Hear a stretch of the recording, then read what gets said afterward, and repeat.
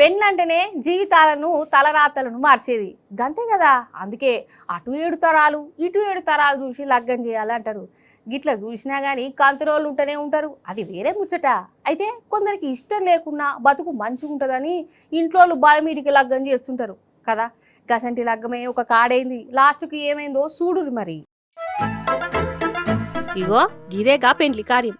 పెండ్లి పిల్లగాడు ఎదురెదురుగా నిల్చున్నారు కదా.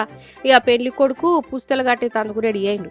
ఇక అంతల్ని పెండ్లి పిల్ల ఒక పిడుగోసంటి ముచ్చట చెప్పింది. పెండ్లి కొడుకు పరేషాన్. పెండ్లికి వచ్చిన వాళ్ళు అందరికి కరెంటు షాక్.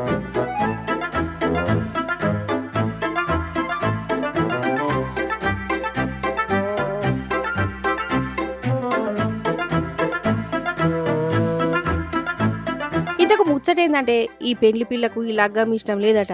ఈమె ఇంకొక ఆయనను ప్రేమించిందట, ఆయననే లగ్గం చేసుకుంటుందట. ఇంట్లోకి చెప్తే ఒప్పుకోలే. వాళ్ళు అదొకటి ఇదొకటి చెప్పి నచ్చజెప్పి ఎట్లనో గట్లా మండపం దాకా తీసుకొచ్చారు. అయితే కరెక్ట్ పుస్తలు కట్టే టైంకు ఈ పెండ్లి పిల్ల ధైర్యం చేసి డైరెక్ట్ పెళ్లి పిల్లగానికి అసలు విషయం చెప్పింది. ఖాతమిగా మరి వెనక సిరి ఏమైందంటారా? ఏమైతుందోలా పెండ్లి కొడుకు డ్రమ్ములు ఫ్రిడ్జులు అదికొచ్చినాయి. సరే నేను నిన్ను లగ్గం చేసుకుంది అని పెళ్లి క్యాన్సిల్ చేసుకున్నాడట.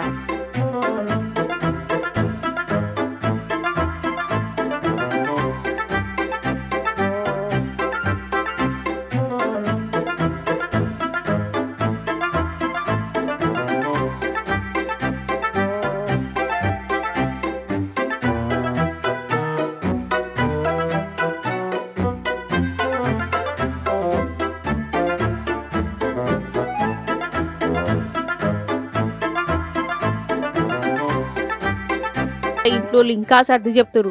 గట్లా అనద్దని పెళ్లి కొడుకు కూడా ఇంకేదో సంజాయిస్తురు. అవసరమా? కానీ ఈ ముచ్చటేందో పెళ్లి పీటల మీదకి రాకముందే చెప్తే అయిపోవు కదా.